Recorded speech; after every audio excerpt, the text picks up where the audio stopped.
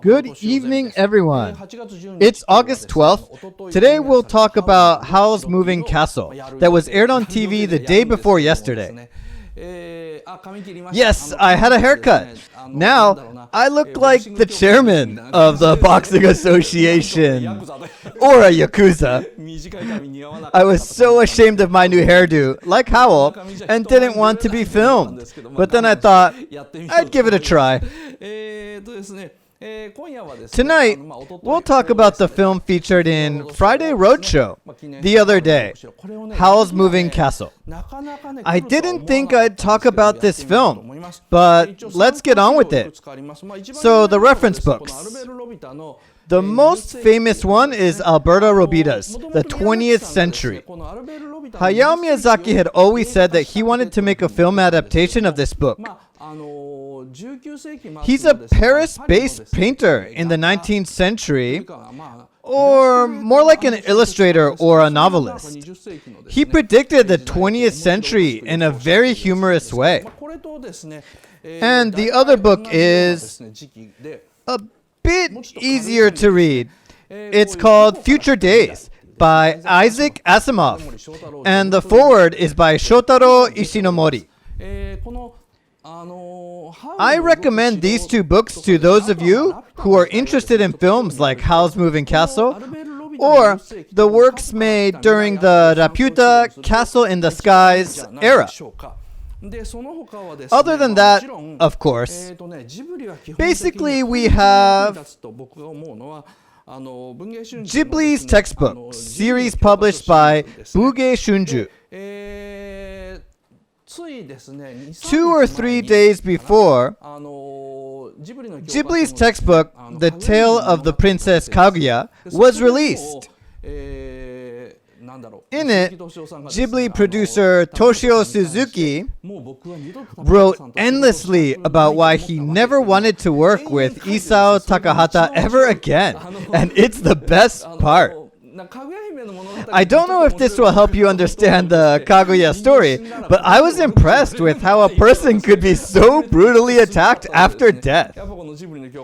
This series is a must-read. And the original novel, Howl's Moving Castle, written by Diana Wynne Jones. Compared to the anime version, the original novel depicts Howl's inner clumsiness more accurately. And the Roman album of the magazine Animeju. They're always interesting to read, but the one about Howl's Moving Castle had too many drawings and few interviews, so I wasn't quite happy with it.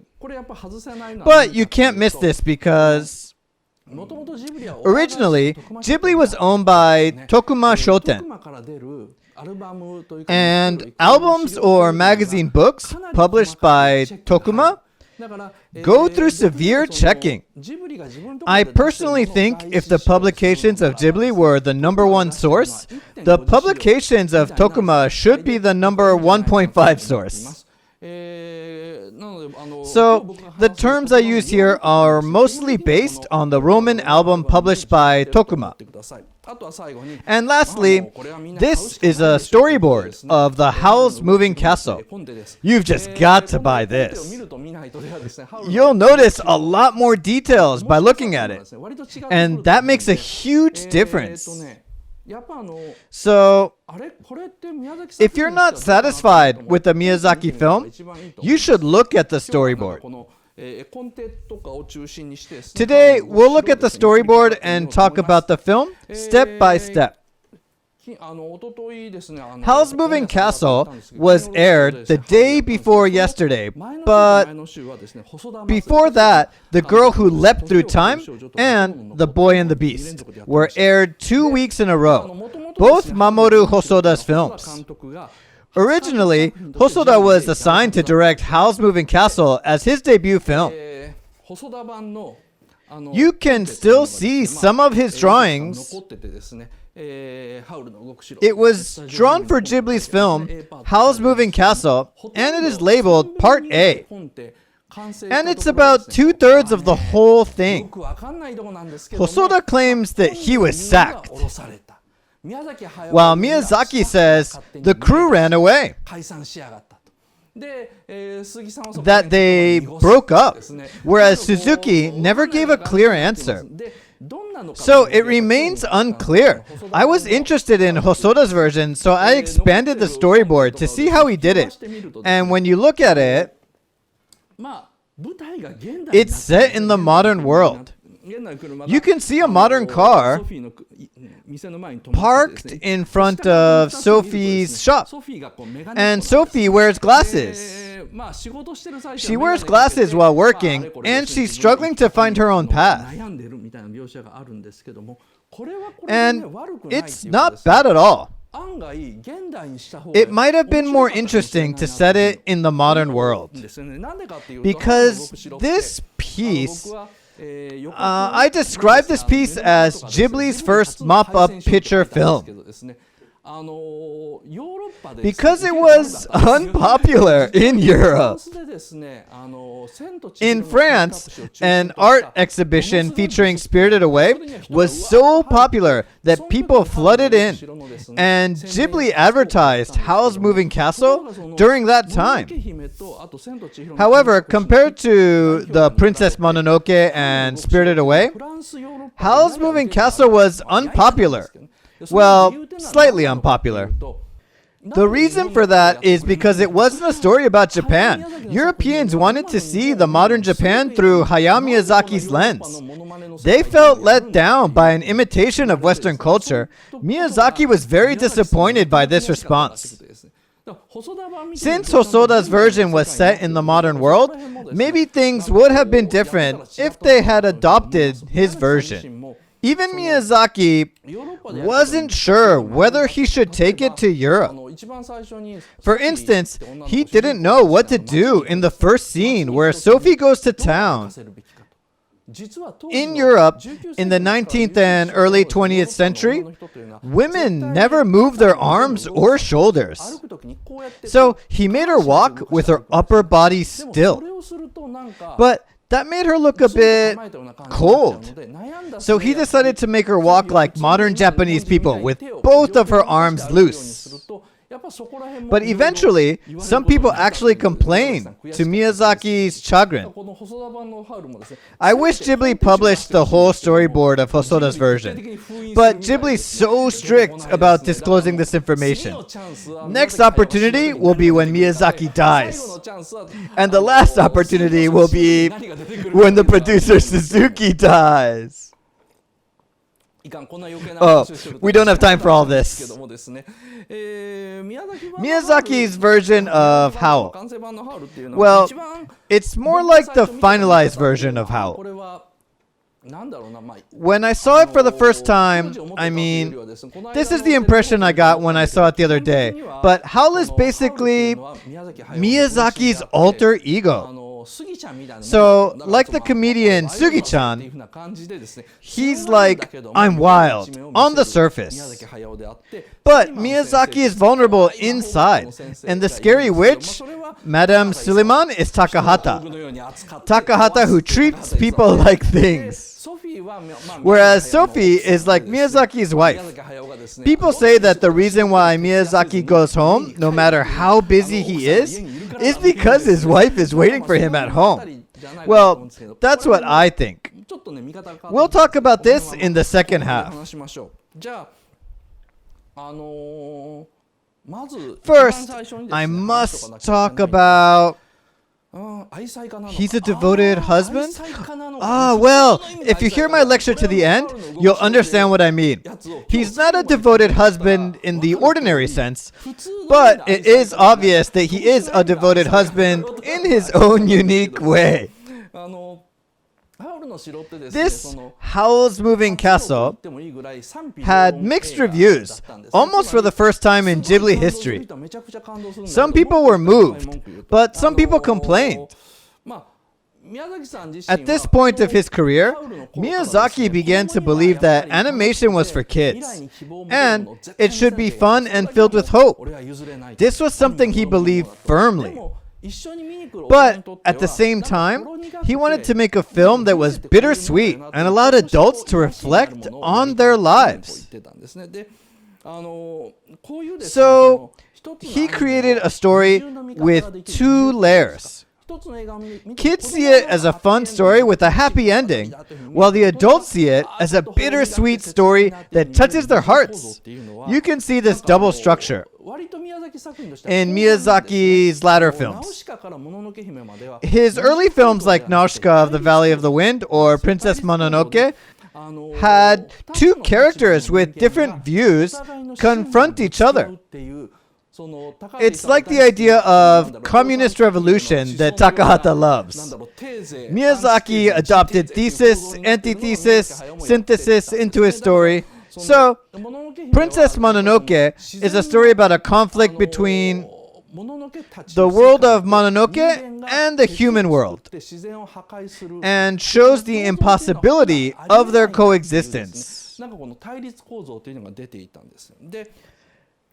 Just around the time he made Spirited Away, the double structure emerged. When there's a conflict, it is difficult to end the story with a happy ending. So technically, it was really difficult for Miyazaki to accomplish that. He made it look like a happy ending by having her parents come back at the end. But at the same time, he makes us wonder why Chihiro came back from the world of the dead. So it has a double structure. But in his last film, The Wind Rises, he dumps everything he did in the past and squeezes in everything he has to say. So he entered a wild phase, so to speak, which I kind of like. But Howl's Moving Castle has a double structure. The upper layer is completely for women, a romantic love story. So it satisfies all the ladies looking for a love story. And in the end, Sophie gets her dream house. So it's a complete happy ending. But for some people, this happy ending doesn't make any sense. Some people say that it's too good. So, like I said, the upper layer, it seems like a typical romantic love story for girls. But if you look at the deeper layer, it's a story about a middle-aged man on the verge of old age. So he denies all hopes and romanticism of men. He lays out his own hypothesis, and it's quite interesting. Maybe the word upper layer wasn't right. Maybe it's more like the left layer or the right. The romance in this story is hard to understand, so it makes sense to people who are more familiar with love stories. They're able to enjoy it and say, yes, that is so true. But those who aren't used to these kinds of stories get confused and say, I don't understand these people. At the same time, you need to understand the bittersweet aspect of this story. Otherwise, you'll be bored. It is quite interesting if you understand both sides of the story. So today I will explain it to you thoroughly. Of course, it's also interesting to see it as a pure love story and see Miyazaki's girly side. So I'd like to break it down because it's hard for us men to understand because we're not as feminine as Miyazaki. Many male viewers think that the story isn't interesting enough, or they say that the line at the ending, I am a prince from the neighboring country, is such a cliche. As a matter of fact, Miyazaki's Howl's Moving Castle is so meticulously designed that it's like perfectly made Lego. It's anything but a cliche. It might be hard to believe, but every single detail in this film is meticulously calculated. That nothing happens by coincidence. The reason why it's so hard to grasp is because we see the whole film from Sophie's point of view. For example, what would happen if you see the castle of Cagliostro from Claris's point of view? Take a look at this. Cagliostro is a simple story, but what happens if you see it from Clarissa's point of view? First, she leaves the convent, and she's forced to marry a dirty man, so she runs away in a car. She causes a car accident and is locked into a tower. A thief tries to rescue her, but he's caught in a trap. As she cries, her home teacher Fujiko breaks a window. The thief comes and rescues her again, but he is threatened with death, so she decides to surrender and marry the dirty old fellow. She's forced to take a pill and loses consciousness. When she wakes up, she's wearing a wedding dress, and the thief gets killed right in front of her. She screams, but he is actually alive. She runs away with the thief, but gets caught again. The thief is threatened with death again, so she dives into the lake to save him. At dawn, Interpol comes. The thief is horrified and runs away. She begs him to take her with him, but the answer is no. She realizes that she is in love. So when you look at it from Clarissa's point of view, it's all very messy. This is Clarissa's point of view, but you can see how difficult it is to see a film from a certain perspective. You can't narrow it down to a single perspective. It's hard to understand. So, Howl's Moving Castle is told from Sophie's point of view. So you've got to pick up all the information that is coming at you. For example, this is a bad example. Well, maybe it's not fair to say that, but you know the latest Evangelion 3.0 you cannot redo? The reason why it seems so complex is because it's depicted solely from Shinji Ikari's point of view. If they had written the story from several perspectives, the story would have been a lot easier to understand. When you narrow it down to a single perspective, it becomes extremely subjective and deep, like some kind of literature. But in a case like this where you have only one narrator, once you stumble at any point, you're doomed. On top of this complexity, they hired the idol Takuya Kimura to voice act, which created more controversy. Like I said, Howl's Moving Castle is like the mop-up picture. But it was the second biggest hit in Ghibli history. Spirited Away is the first by a huge distance, but Howl comes in second.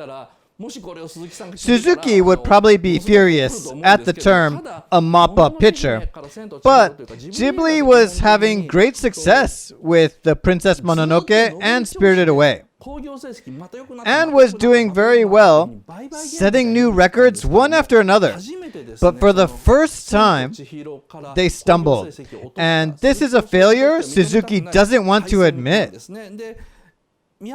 When Miyazaki announced his retirement, he was asked, "What is your favorite work?" And he immediately answered, "I wouldn't say that it's my favorite, but Howl's Moving Castle is like a thorn that has stuck in me for years." So he's constantly bothered by this film. Many people misunderstand, but Miyazaki tends to fight back when he's told that his story is a cliché or illogical. He says, "Some people say that my work is illogical or cliched, but all films are cliched and films needn't be logical." Well, this is more like the nonsense of a stubborn old man. Because Howl's Moving Castle is logical to the extreme. It blew me away when I did the analysis myself. It is logical inside and out. So he meant to say, those of you who can't even see the logical side of it and complain that it's a complete failure have no right to see any films. He's like a sulky kid, so you shouldn't take his words too seriously. I wanted to talk about this film because it's actually a boys' film. Or you could say it's a film for middle-aged men, and many people don't get that. I liken this to the last scene of the Castle of Cagliostro, where Claris says, "Take me with you. I'll learn how to be a thief." This film depicts what would have happened if Lupin had taken her with him. At the same time, it's also like Puella Magi Madoka Magica. If you watch the last scene of the TV version, from a different perspective, it's almost like Howl's Moving Castle. I want you to know that Miyazaki actually did something quite amazing. Well, it's already 20 minutes, but I want to explain this as much as I can during the free part. If I go in story order, I end up revealing the secret in the second half. So I'll show you the whole plan of this lecture right after this during the first half. So you can take a screenshot of today's plan for you to look at later. You'll see the flow of the second half by simply looking at it. Of course, for those of you who subscribe, I'll dig deeper in the second half, a lot deeper than you could possibly imagine. But I'll show you the whole plan during the first half. I'll show you the list of all the witches and wizards of Howl's Moving Castle and the plot. I'll speed up, so try to keep up with me. This is the list of all the witches and wizards that appear in Howl's Moving Castle in order of appearance. So Howl himself is a bird. He's basically a bird. Sophie was able to go inside his castle because of the scarecrow stick. The handle of the stick is bird-shaped, and that is like a permit. Don't you think it's weird to show that stick up close? Calcifer was tricked, and that's how she gets in. So Howl is basically a bird. The second witch is the Witch of the Waste. She's vulnerable to light. Witch of the Waste first appears in these two cuts. She's on a palanquin. Some people think that's because she's too fat to walk, but she just hates the light. That's why she has black curtains. She looks fat and ugly, but when she enters Sophie's shop in the dark, she's absolutely stunning. She's beautiful. Well, she's huge, but she's beautiful. But she gradually turns ugly as she goes up the stairs. You might think that's because she's tired of climbing and she's sweating, but no. There's a fixed law. This witch is vulnerable to light. She gets off the palanquin, and as she is forced to walk in the light and goes up the slope, she gradually loses her power. She ages, and at last, Suleiman tricks her to go inside the room with light bulbs. She's suddenly exposed to the light and loses her shade instantly. So, the Witch of the Waste loses her power. Every witch has their own weakness, and the second witch, Witch of the Waste, is vulnerable to light. The third wizard is the Scarecrow. This Scarecrow, in the last scene, the spell breaks and he turns into a prince. It seems a bit lame, but it's actually not. For example, There's a scene where he dries the laundry. He helps her dry the laundry. Both Markle and Sophie say that he likes laundry, and you almost believe that, but this isn't true. The Scarecrow is actually looking at the mountains. He's longing to go back to his own country. That's why he stands on the high spot and looks at the mountains where his country is. He's always looking for an opportunity to become human again and go back to his home country. Now, why did he become a wizard? Here. This is a bit hard to understand, but it's the last scene where Madame Soliman is looking into her crystal bowl. Sophie is waving her hands, and the Scarecrow, the prince of a neighboring country, goes back to his own country flying on a stick. The spell is already broken. How come he is still on a stick and flying? That's because he is a wizard himself. How can he be a prince and a wizard? In Howl's country, the king cannot use magical powers, so he uses science instead. And Soliman is trying to train witches and wizards at her school. So they have different systems. In the neighboring country, the prince is a wizard, and the king is also a wizard. It's a country founded by wizards. It's a magic kingdom, and it has massive military strength. That's why Howl's country is trying to utilize science. It's like Marley in Attack on Titan. They're trying to compete against magical power by using science. That means someone must have turned him into a scarecrow.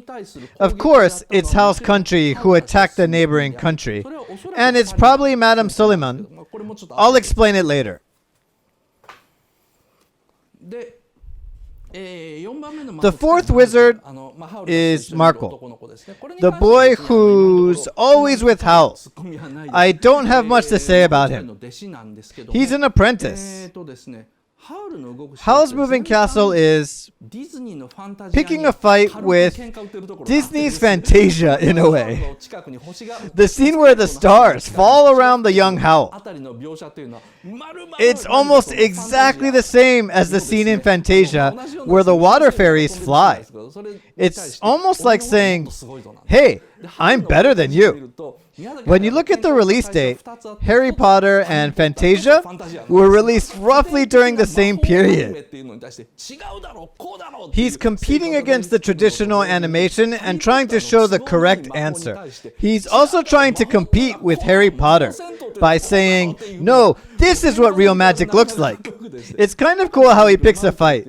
He even shows his playful side with the character Markle, the wizard's apprentice.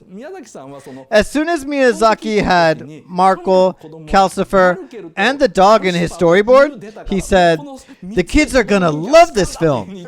So they're like mascots in a way.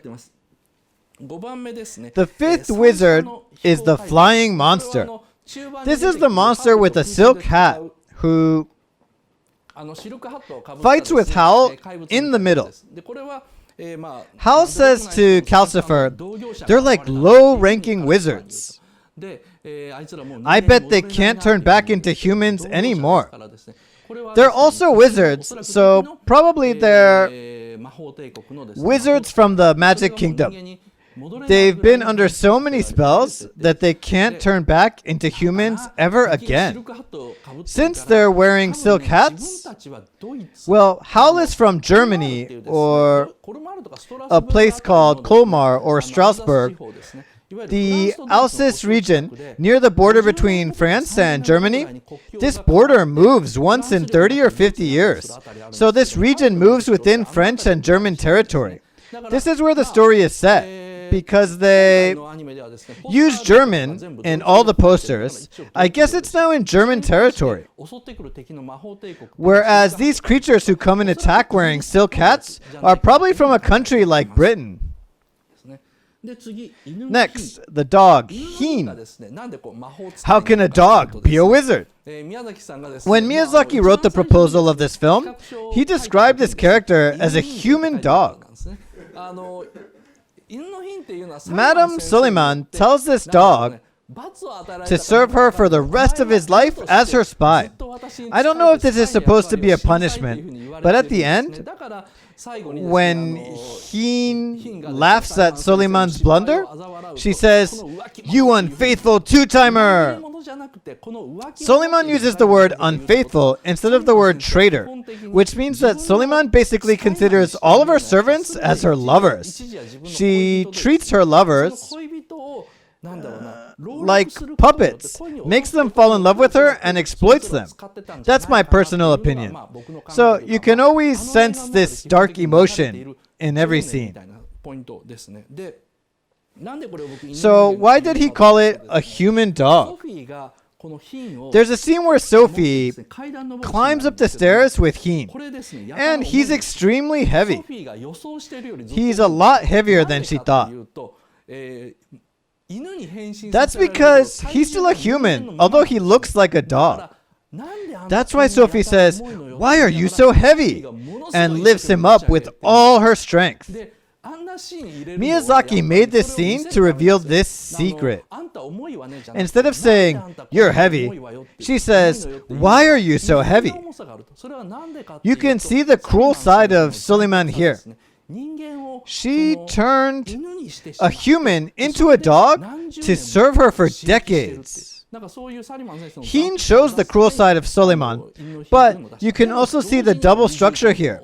It's typical of a woman's cruelty. But at the same time, kids love dogs. So Miyazaki knows exactly what he's doing. Madame Suleiman. Needless to say, Madame Suleiman is a witch. She's the principal of Royal Magic Academy, and she's merciless. She's like Musca in Raputa, Castle in the Sky. The page boys of Madame Suleiman, well, those boys that look just like the young Howl, the servants around her, and the butlers, they're all dressed like the young Howl. You can see the erotic relationship between Suleiman and Howl. It's kind of messy in a way, and you should take notice. And it's not that Miyazaki was careless and made everyone look the same. He's saying there's something you might want to look into. Lastly, Sophie. Not many people realize that Sophie is also a witch. As you know, I was really surprised. Miyazaki explains it with his drawing. This is the last scene.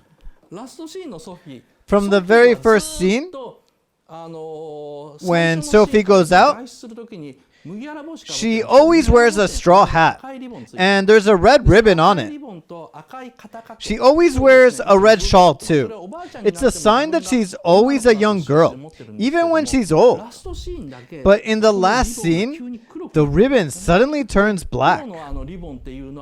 Miyazaki has used black as a symbol of a witch since Kiki's Delivery Service.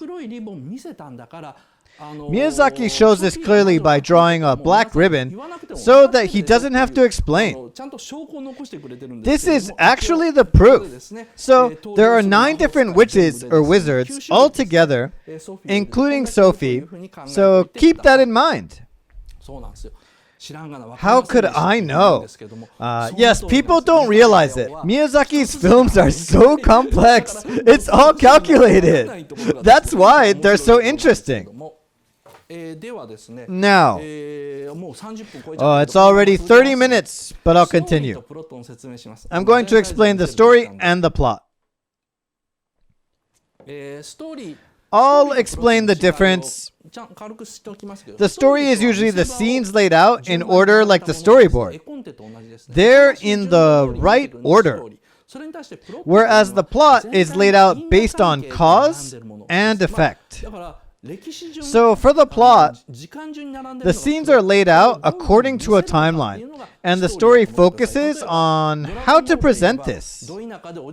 In Dragon Ball, Son Goku, raised by an old man in the countryside, meets Bulma, and they set out on a journey together. This is the story.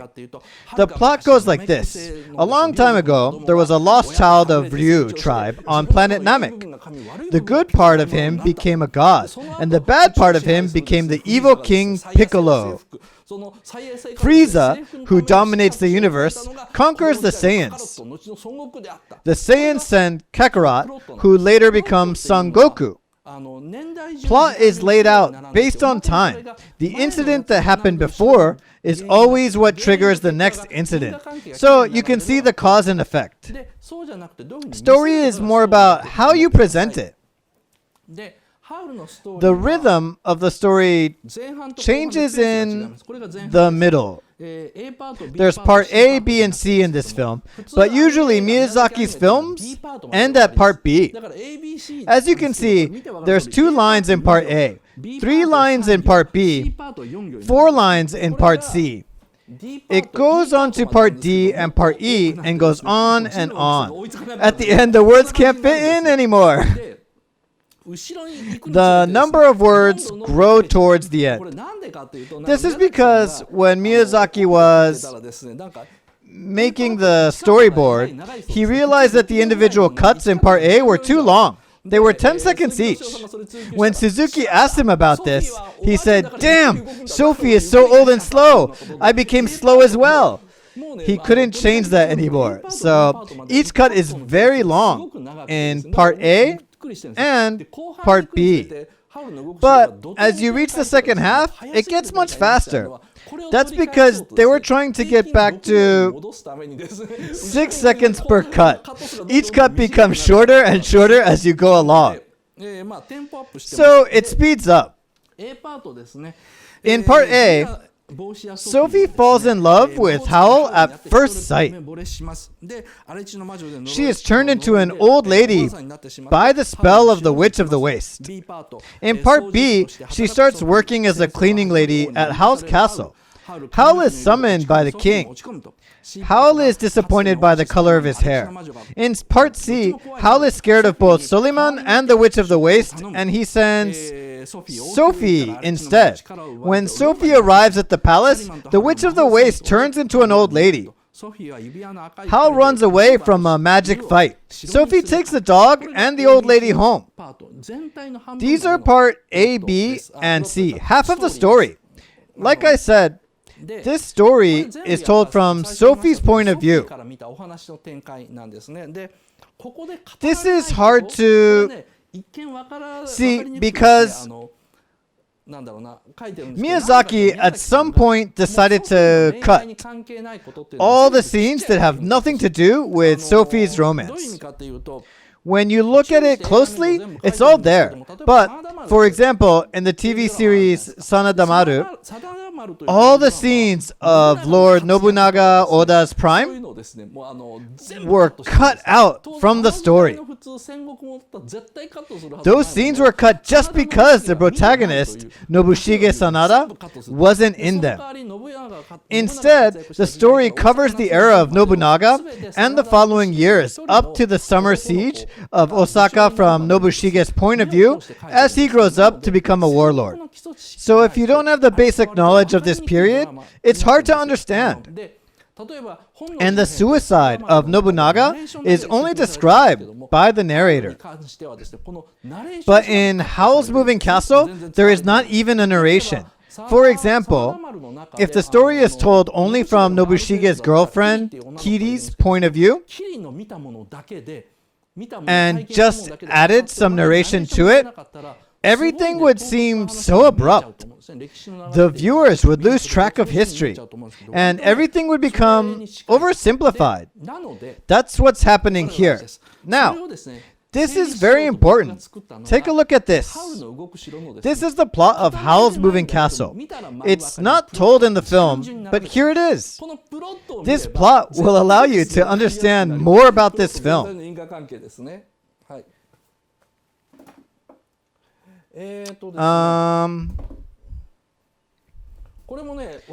It's pretty long, but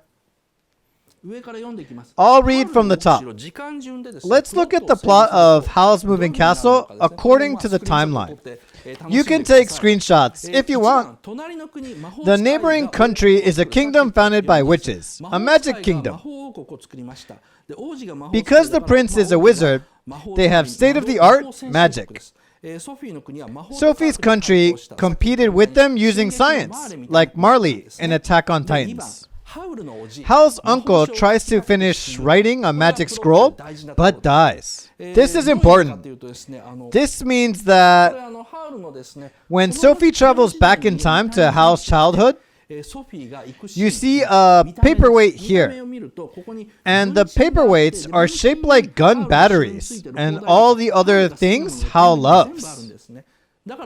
At first, I thought it was Howl's paperweight, but that doesn't make sense because back at that time he's only like 10 years old, but it says unfinished draft on the desk.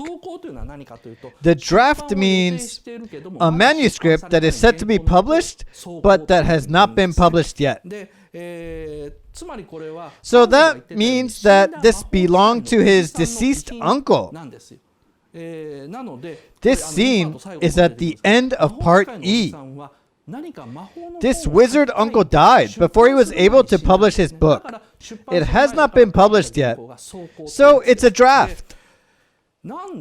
Before he could finish the book, he was probably killed by someone from the neighboring country to stop him from publishing magic.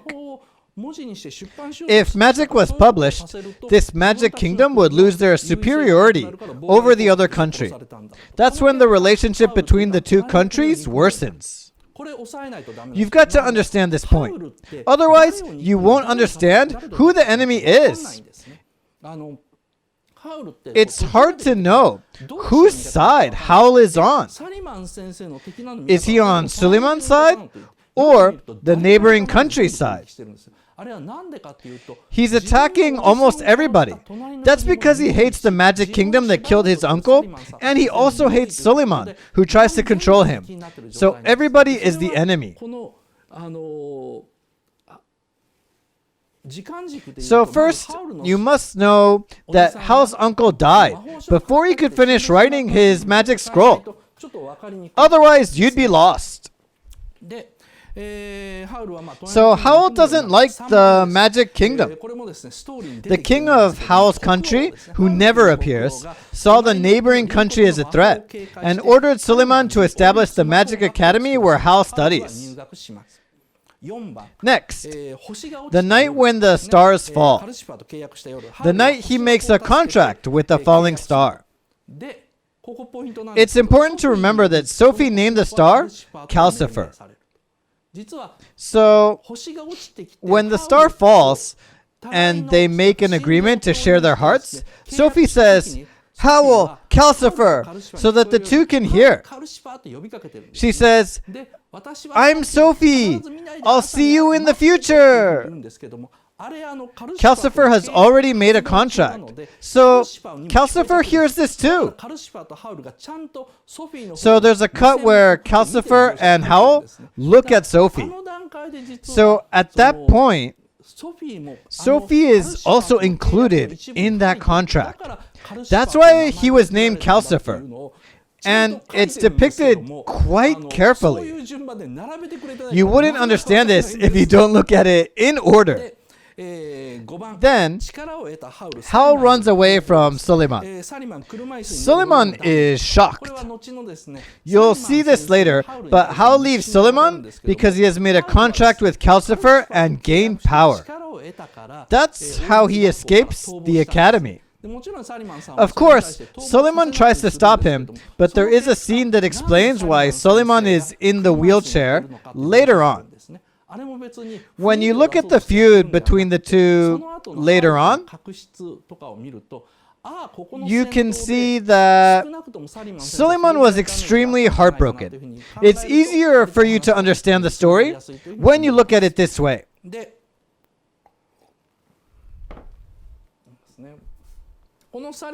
This Madame Suleiman is also a complex character.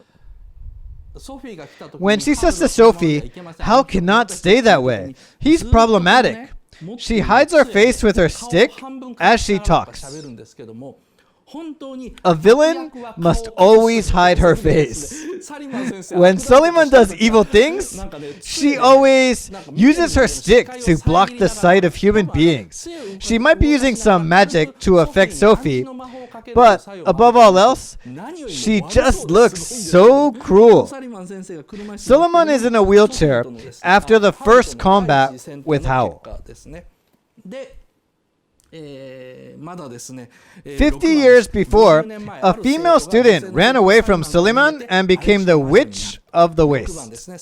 Suleiman creates page boys and turns a man into a dog. So the country begins to put more effort into science research on magic. Next, Howl seduces a witch. He seduces the Witch of the Waste just for fun and then runs away.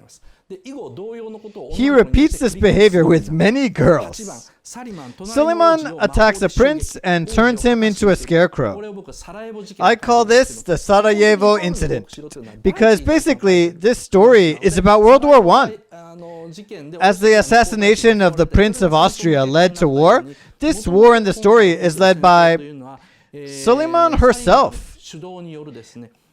I guess the prince in the neighboring country was pretty strong. I guess this was one of her operations to neutralize magic by curse. World War I begins. Suleiman tries to take Howl's magic power away from him. When Howl fights, Miyazaki shows the military power of the two nations. You can actually see the soldiers trench fighting. So you can see the nightmarish battle between the two countries that doesn't seem to end. Howl meets Sophie, guided by the ring. It's hard to recognize it, but this is where Howl and Sophie met for the first time. When Sophie is trying to get away from the soldier, Howl says, "Sorry, have you been waiting long?" And you can see the ring flashing red when he wraps his hand around her shoulder. His ring flashes red or blue only when they are calling to each other. So this is her destiny. Long, long ago, he met a girl who said, "I'm Sophie and I'll come and see you again." But he doesn't realize that he finally meets her. He's just picking up a girl as usual. But the ring knows Miyazaki is trying to alert the viewers. So Howl isn't aware of his own destiny. This is Miyazaki's way of depicting romance, and it's puzzling. A commenter said that it's hard to tell. As you can see in the storyboard, it only says the ring flashes red. I was about to overlook this, but I thought something was wrong. I eventually found out about this rule that the ring only flashes when they are calling to each other. Now, finally we have reached the main story. After the whole story of Howl's moving castle is over, the prince goes back to his own country and Suleiman agrees to surrender. Suleiman says with some dignity, "Oh, what can you do? I'll end this stupid war." She looks calm on the surface, but she's the female version of Muska. Although she looks like a plain old lady, she's Muska inside. So it's the instrument of surrender. Her country is totally burned. In the opening scene, the people are cheering the warship, saying, "Go and win!" But only one warship returns, and it's about to sink. It's just like Japan at the very end of World War II, the summer of 1945. That's why she signed the instrument of surrender. The nation is bankrupt because of the massive reparations.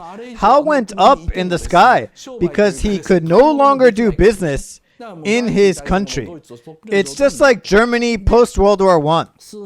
And after a few decades, Suleiman starts another war, World War II. The last scene where after she says, "What can you do? I'll end this war." You see the airplanes, and you also see Howl's castle in the air. You may think that the plane is coming home from the war, but when you look down, it's all green below. It can't be green because the whole country was burnt. It's impossible to have farms there. So that means this scene is 10 or 20 years later. Just like Germany, the country that was severely defeated in World War I bounces back and invades the surrounding countries. History repeats itself. And in 2005, Suzuki talks about this in an interview published in Saizo magazine. It is the January issue of Saizo. Suzuki is asked by the interviewer, "Isn't it too soon to end the war like that? Don't you think it's too simple?" It's unusual for Suzuki, but he gets really angry and answers the question with a raised voice. He says, "Didn't you see the planes flying in the last cut? That means another war is beginning. Those planes aren't coming back from the war. They are preparing for war." It's very unusual for him. He explains clearly what the scene meant. Suleiman signs the instrument of surrender, and the war ends. But it starts again some decades later. It's hard to know because both Howl and Sophie seem like they haven't aged. So we tend to think that this happened right after. Howl is a wizard, so he can change his appearance freely, but Sophie is also a witch. Because Sophie is a witch, she can stay young forever, but in reality, it's after a few decades. When you look at the whole picture, you'll notice that this story is part of an epic. You're looking at this epic story solely from Sophie's point of view. So, it's very experimental in a way. A comment said, "It's hard to tell." Yes, I agree with you. Well, Miyazaki clearly went a bit too far. Honestly, the story lost its balance. They overestimated the viewers. You know, in Spirited Away, many people pointed out the inconsistency. They were more intuitive when they made Spirited Away, but because they didn't like being criticized, the plan was well thought out this time. But they tried not to show it. Although it's all meticulously planned, Miyazaki didn't explain it at all. He was like, "You don't need to explain about World War II to tell a love story set in World War II." He was like, "It's no problem as long as it's cool." But I think he needs to explain a bit more. Why not explain it after all this planning? Last, Sophie and Howl live happily ever after in the flying castle without aging. The black ribbon proves that she has become a witch. The flying castle in the last scene is the opposite of Laputa. Miyazaki once said that you must go back to the land. But 20 years later he says it's okay to live in the sky. It's about freeing oneself from gravity. So, because gravity makes you old, Growing old means aging. When you get old, your body gets heavier and you lose magic power. The Witch of the Waste cannot climb the stairs anymore. The gravity and the aging go hand in hand. You become heavier as you age. Why does this castle fly? Because Miyazaki tried to depict an ultimate happy ending where Howl and Sophie live together in the sky, free from aging. And you cannot miss the scene where they capture the castle from above.